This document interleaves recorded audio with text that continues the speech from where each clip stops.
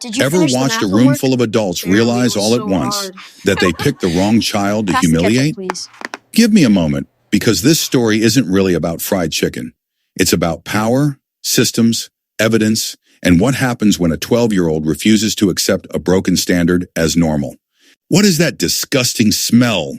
Jennifer Patterson recoils, hand clamped over her nose, voice sharp enough to cut through the cafeteria noise. Oh my God, is that fried chicken? She stands over Marcus Williams the way a magistrate looms over a defendant, her posture rigid, her disgust unfiltered. This is a school cafeteria, not the hood. Where do you people think you are? A ripple of laughter breaks out from one corner. Quiet, cowardly, loud enough to sting. Ghetto lunch, someone whispers. Marcus feels his throat tighten. I'm sorry, Miss Patterson, he says, voice trembling despite his effort to keep it steady. I made it for my dad. She tilts her head. Your dad with 2 fingers, as if touching something contaminated, she lifts the tray. Well, your dad can eat garbage at home. Not here around the room, black students freeze mid-bite, eyes drop, shoulders tense. No one moves.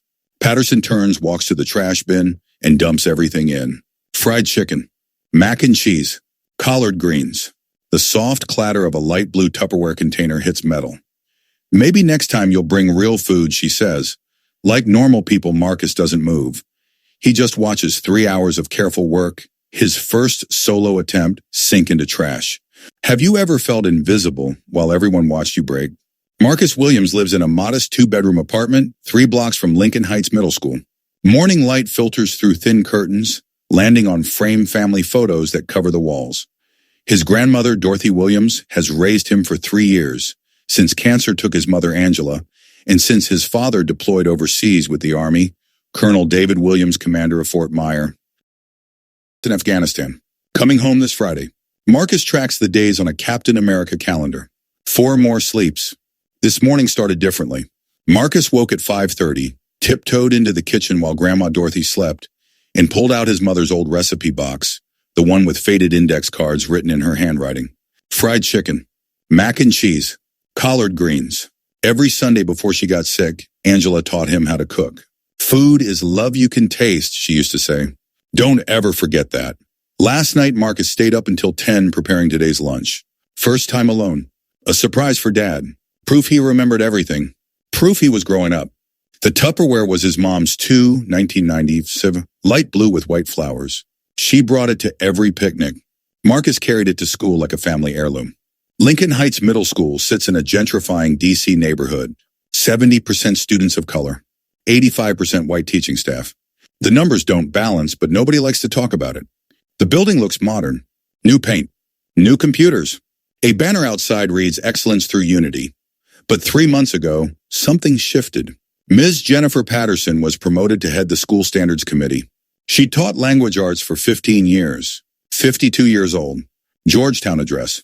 Mercedes in the parking lot. Parents loved her results. Teachers respected her seniority. Her new initiative was called Cultural Appropriateness in Education. The memo sounded harmless: unity, professionalism, standards. What it didn't list was what followed. September, Aaliyah Jackson's bonnet confiscated. Inappropriate sleepwear, Patterson said. Complaint dismissed. 2 weeks later, Jamal Davis written up for wearing a durag. Gang-related attire, complaint dismissed. October, Miguel Hernandez's homemade tamales dumped because the smell was too ethnic. Complaint dismissed. Kesha Thomas's jollof rice labeled unfair to other students. Deemed disruptive. White students with lasagna, gyros, Irish stew, never touched. 7 complaints in 3 months, all dismissed by Principal Helen Cartwright. Professional discretion, she said. Translation? Trust the system. Marcus arrived early that day, carefully placed his container in the cafeteria fridge behind the milk cartons. Tyler Brooks, his best friend, noticed immediately. Yo, is that your grandma's chicken? Marcus smiled. Actually, I made it. First time. Dad's home Friday. No way. Other students gathered. Cafeteria staff smiled. Everyone knew Marcus, the quiet kid, straight A student, robotics club star. 3 tables away, Ms. Patterson watched. Her nose wrinkled. Some families just don't understand what's appropriate, she said to another teacher. The morning passed. Marcus hit a history quiz. Finished programming his robot. Coach Martinez praised him. But in third period English Patterson's class, something felt off. She assigned an essay. What does respect mean in our community? As she walked the rows, she stopped at Marcus's desk. Some people need to learn boundaries, she said softly, eyes locked on him. Respect is knowing what's acceptable. Marcus nodded, confused. At 12:47, lunch began. Marcus opened the container. The smell rose, rich, familiar, perfect. Pride swelled in his chest. Can I try some? Tyler asked. After I show my dad, Marcus laughed. Then the room went quiet. Heads turned. Patterson crossed the cafeteria, steps deliberate. She stopped directly over Marcus, her shadow falling across his tray. Marcus Williams, she said loudly. What exactly is that? My lunch, he said. I made it. Did you get permission? Permission? This is exactly the problem, she snapped. Phones came out. Tyler spoke up. Lots of kids bring food. This doesn't concern you. She grabbed the tray. Standards matter, Marcus reached out. Please, that's my mom's container. Ms. Patterson, my mom died, he said, voice cracking. The food hit the trash mid-sentence. Hands clean. Let this be a lesson. She walked away. Students rushed to Marcus. She did it again. That happened to my sister. Tyler showed his phone. I recorded everything. They went to the principal's office. Cartwright wasn't available. When she finally appeared, she sided with Patterson. Professional discretion. Show us the policy, Tyler said. Hearsay isn't evidence, Cartwright replied. Door closed. Later, Patterson assigned Marcus extra work. I learned something about you, he said quietly after class. Her smile vanished. That night, Marcus texted his grandmother. The next morning, an email arrived. Student conduct discussion required. A meeting. Patterson had framed Marcus as disruptive, defiant, hostile. Dorothy wore her church clothes to school, like armor. In the conference room, Cartwright, Patterson, the counselor, 3 against 2. Patterson slid over self-written incident reports. Insubordinate, she said. Non-compliant food, Dorothy asked one question. Uncomfortable for who? Tyler's video played. This is a school cafeteria, not the hood. Silence. Cartwright didn't flinch. Perhaps the phrasing was unfortunate, she said. Then came the suspension.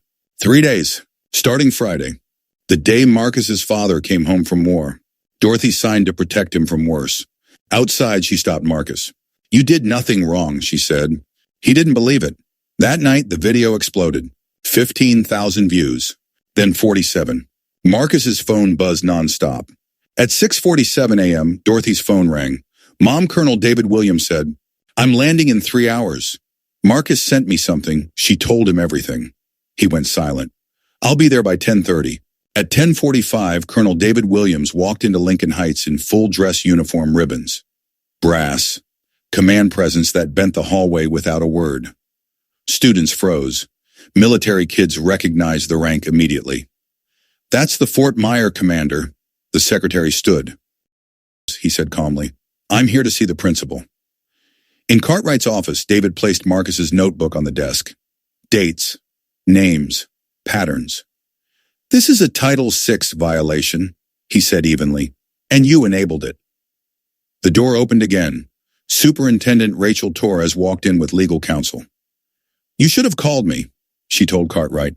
Patterson was summoned, placed on leave. Cartwright followed, then another knock. Mayor Jonathan Bradley entered. David greeted him like an old friend. Marcus stared. Dad? Marcus, David said, this is your uncle, Angela's brother, the mayor. You didn't just throw away food, Bradley told Patterson. You threw away my sister's memory. By noon, Patterson and Cartwright were escorted out. By evening, news vans filled the street. Marcus just wanted to eat his lunch, David said to cameras. No child should be punished for their culture. That Friday night, the Williams kitchen smelled like home. Fried chicken. Laughter. Stories. Healing. Weeks later, Lincoln Heights changed. New principal. New policies. Cultural foods welcomed. Bias reporting systems installed. Patterson terminated.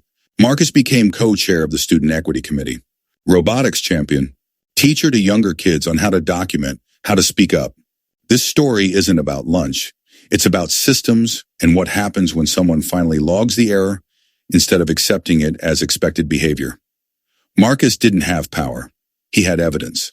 And sometimes that's enough to force a redesign.